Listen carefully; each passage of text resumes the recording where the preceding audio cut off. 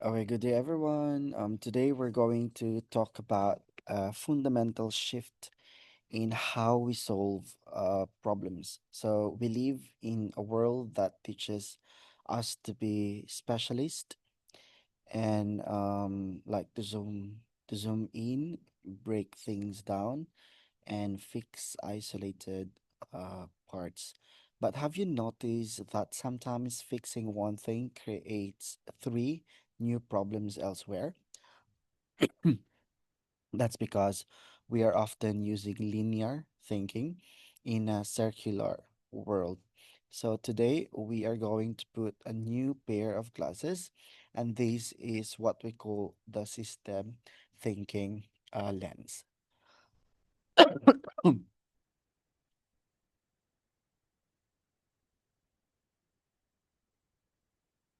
So think about a forest.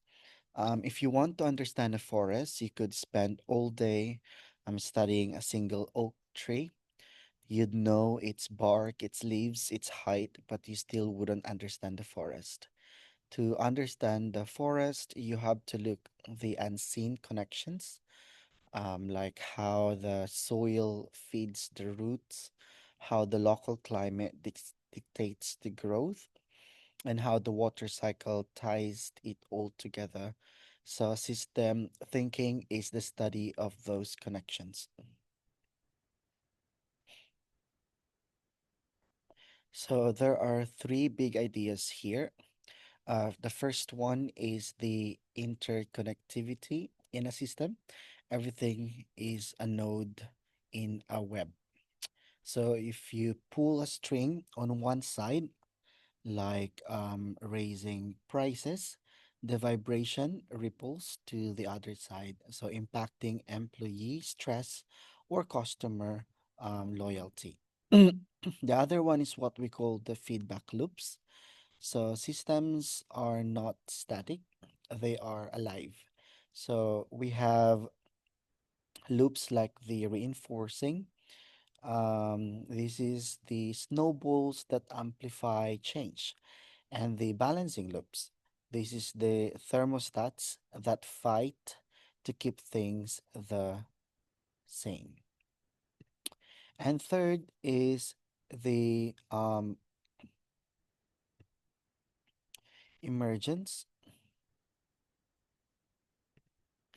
So this is the most magical part. A city is not just a pile of bricks.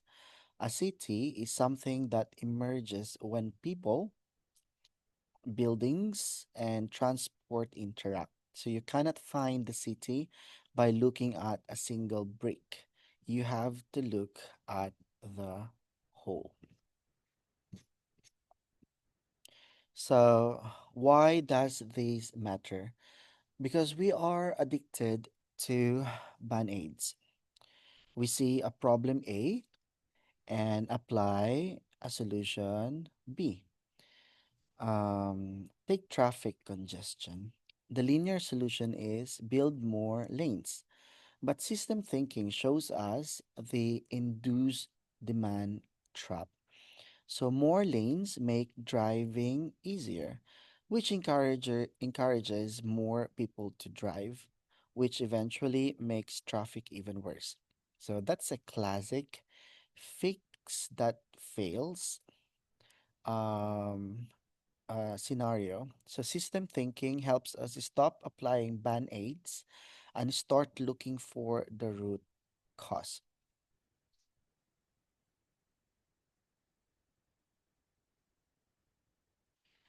So how do we actually do this? We use three main power tools.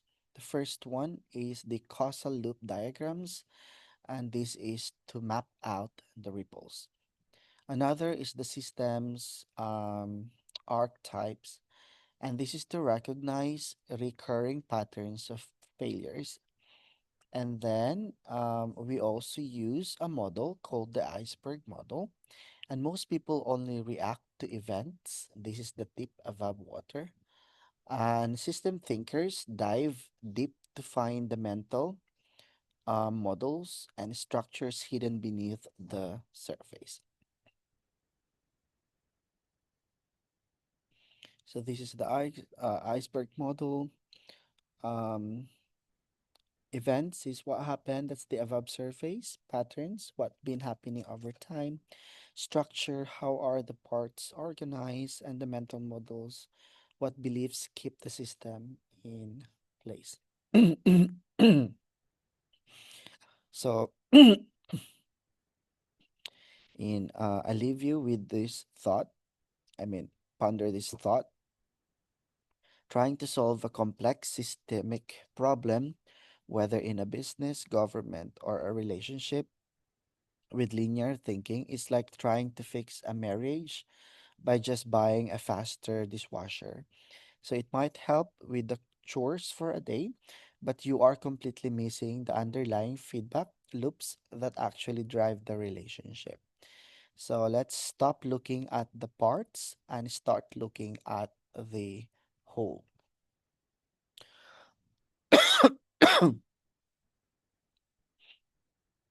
Next to this is something that is related to higher education crisis in the Philippines. So we are not just looking at problems in education, we are looking at the system that produces them. So think about the last time you felt burnout. Was it just because of one exam?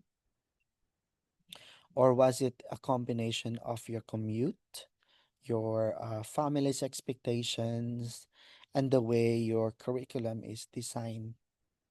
So most of us look at problems like to-do list, like fix A, then fix B. But system thinking tells us that A and B are dancing together.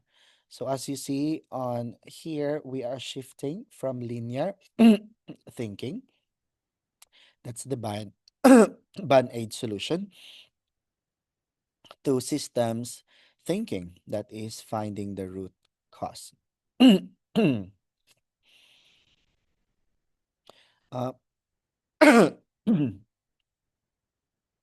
to do this, we use the iceberg model. So if you're on a ship, the part of the iceberg you see above the water is only 10% of the mass. If you only steer around what you see, you'll still crash into what's underneath. So we are going to dive deep into the Philippine college student crisis using these four layers, which are the events, patterns, structures, and mental models.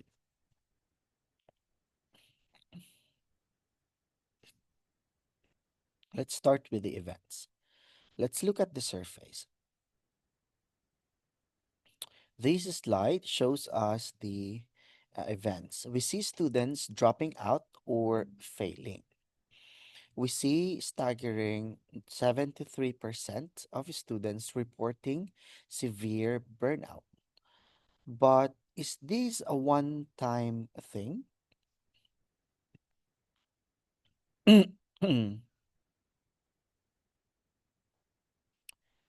So, when we look at the pattern here, when we look at the patterns over time, we see this is not just a bad semester. Since 2018, and especially accelerated by the pandemic, anxiety levels have been climbing. This tells us the event is not an accident, it is a trend.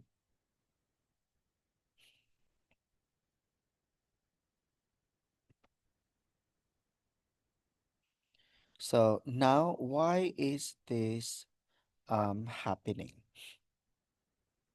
We look at the structures, and this is the plumbing of the system. In the Philippines, we have dense curricula that prioritize memorization over well being. So we have an economic structure where many students are working, scholars just to survive. But the hardest part to change is the very bottom, which is the mental models. We have this concept of resilience. We praise students for being resilient even when they are breaking. So we have the concept of hiya or shame, which makes a student feel like a failure if they ask for help. And this is the soil that the whole system grows in. We have the attitude of kaya ko to, or I can do this. And that is the culture of resilience that often prevents Filipino students from seeking help to the fear of like being a burden or probably seeing as weak. Mhm. So how do we fix it? If we just hire one more counselor, well, that's a balancing loop that might help briefly, but the system will eventually overwhelm them again. So the real leverage points requires us to change the structure. We need to move from resilience as a badge of suffering to systemic support as a right.